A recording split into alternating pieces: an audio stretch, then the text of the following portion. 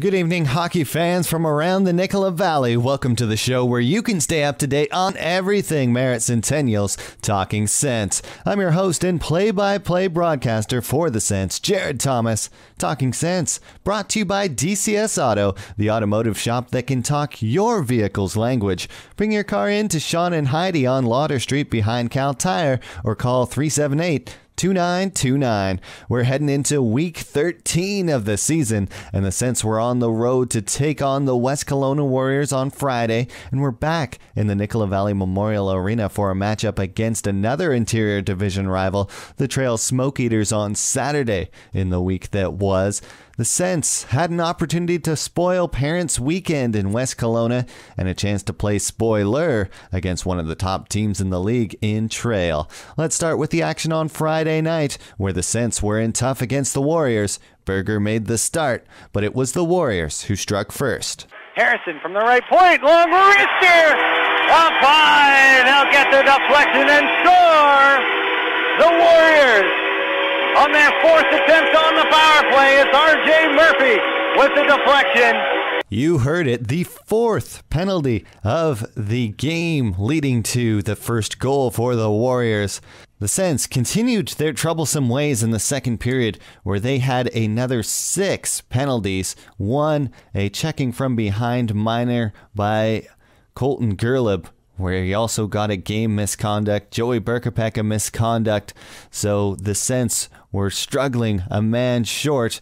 It wasn't till late in the second period of play that the Warriors struck again. Jutting blocks that centering feed, and now Dubois feathers it ahead for Dollywall. He's got a chance. Dollywall rings it on the far side post. And the Warriors strike on the counterattack. The feather ahead pass by Chase Dubois was a thing of beauty. Lucky for the Sense, a minute and a half later, they were able to find the back of the net with a bit of help from Royal LePage Place. Trying to get some help from Cleghorn. Back to the line. Monroe will hold it at the right point. Played out. Now Buckley. He'll throw it back in from center. Takes a weird bounce. Amateurs out of the net. They'll score! Henry Cleghorn, the man of the moment, as he just pounces on that loose puck, says thank you very much. Despite all the penalty trouble, after 40 minutes of play, the Sense within striking distance, 2-1. And remember that goal at Royal LePage Place, a bit of foreshadowing for a goal that would happen the following night. Into the third period they went, and before the Sense could continue their penalty troubles, the Warriors striked even strength. Now in the far side corner, back to the line, right point. Hora walking in, he'll shoot and score! That would be the straw that broke the camel's back, as just a minute later, Tilsley would score, and a minute after that, the captain, Jared Marino, would tally on the power play. Low shot by Marino, they'll score! The route on here at Royal LePage Place, and Jake Berger is going to see his night in. Austin Roden coming in relief. The Warriors would score 2 on Roden as he came in for the relief effort. The Sense got one back on the board. A bit of redemption from Christian Sabin. Assist going to Henry Cleghorn. Now the Sense leading goal scorer. He'll play it down low. Mike Van Unen's had a strong game. Centering for Sabin. He'll score! Henry Cleghorn to Sabin. It wouldn't be enough as the Sense fall 7-2 in West Kelowna, one of their most lopsided losses of the season, and it was so close after 40. It was a bit of a tough pill to swallow. Head coach Joe Martin also getting ejected from the game after a bit of a dust-up in the third period where Brad Coca was hit from behind. Joe Martin didn't like that there was no call on the play, and after play resumed, the Sense were a man short. Martin was livid, ended up getting tossed from the game. We will look ahead Saturday night against the Trail Smoke Eaters when we return with more Talking Sense, brought to you by DCS Auto on Q101. Welcome back to the show where you can stay up to date on everything Merritt Centennials, Talking Sense. I'm your host and play-by-play broadcaster for the Centennials, Jared Thomas. Talking Sense, brought to you by DCS Auto, the shop that can talk your vehicle's language. Go in and see Sean and Heidi or call 378-2929. So on Saturday night, the Sens, coming off the heels of that big 7-2 loss against West Kelowna, couldn't dwell on that because they had one of the top teams in the league visiting them, the Trail Smoke Eaters. And in the first, the Sens came out with some zip, but it was the Smoke Eaters who struck first. Centering feed, another stop by Roden, rebound near side, and Gantus can't put it into the empty cage. He fans on the shot. Off the wall though, Gantus, another shot, he'll score! Austin Roden couldn't get to that puck. It was a low glove side shot. Just 3.5 minutes in, the Smoke Eaters on the board. Gantus, a shot that just snuck by Roden. After the game, Joe Martin would say that Roden took full credit for that one. He wished he had stopped that. But throughout the first period, the Sens had 3 chances on the power play to score. They actually wouldn't score a power play goal in the game despite several opportunities. And they wouldn't manage a goal in the first period. So we went into the second with Trail with a 1-0 lead. And when they got the opportunity in the second period on the power play, the Smoke Eaters didn't hesitate to convert. Claycorn will give him a hit into the corner. Now Lucchini, right point. Into the middle for Armour. Armour the shot, he'll score! Skidding through the slot with speed. He regains control of the puck, throws a wrister on. And the Smoke Eaters score on their lone power play opportunity of the game. That would be just moments before a big dust-up in the second period. Rylan Van Unen came in with a heavy hit on a Trail Smoke Eater defender. Kyle Chernenkov came to his buddy's defense, dropped the gloves on Van Unen. He turtled to the ice. The Sens given a 7-minute power play, including a 5-minute major, and they could not convert. In fact, they only managed 2 shots throughout the whole second period, but one of them managed to go in. Martini throws it right into the pads. Koch off the turnover, he'll score! Martini throws it off the pads of his own man. They could have gotten to those unfortunate areas. Zach Zorn finds the loose puck, beats Kocha in the slot, and he wrists it glove side. The Sens come to life. Nick Wicks with the assist from the corner, actually, but Brad Kocha gets the Sens on the board with 1 minute to go in the second period. In the third, the Sens were pressing for the equalizer, and when they did give up chances defensively, Austin Roden was there to keep things close. Works it back to the line. Mike Van Unen, it's shipped past him. Now McLean off to the races. Centering for Guradosi. What a stop by Roden! Oh my God! Guradosi with an in-tight move to the backhand. Roden falls to his pants, but flashes the leather anyways and scoops it up. What a save by Austin Roden to keep things within 1. That would be key, as just a minute later, Brendan Schneider got some help from the Nicola Valley Memorial Arena. Sam Miller skidding up the left side. He'll ring it around the glass. It comes out right for Brendan Schneider and he'll score! Brandon Wills makes the cardinal mistake.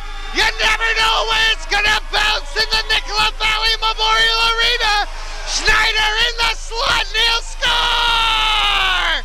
It's all tied up at 2s with 2:22 to go in the third. That would set the stage for OT, where the leading Sens goal scorer played the hero. To the right side goes Cleghorn.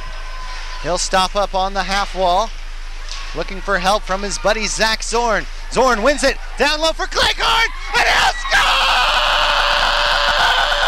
In overtime, Zorn and Cleghorn combine to get the game-winning goal. The Sens win! The Sens win! Merritt Centennials win! One of the most thrilling wins of the season. You might have been able to tell I was a little excited. We'll be back with a look ahead as the Sens will do it all again this week. The West Kelowna Warriors in Merritt on Friday and then on the road to take on Trail on Saturday. That's still to come on Talking Sense, brought to you by DCS Auto on Q101. Welcome back to the show where you can stay up to date on everything Merritt Centennials Talking Sense. I'm your host and play-by-play broadcaster, Jared Thomas, and Talking Sense brought to you by DCS Auto, the shop that can talk your vehicle's language. Go visit Sean and Heidi on Louder Street behind Cal Tire or give them a call, 378-2929. So in this final segment, we got a bit of a preview from a broadcaster on the other side of the ledger, Mr. Trevor Miller of the West Kelowna Warriors. He'll give us what he thought about the game last Friday night at Royal LePage Place. It was a bit of a lopsided game when it came to penalties.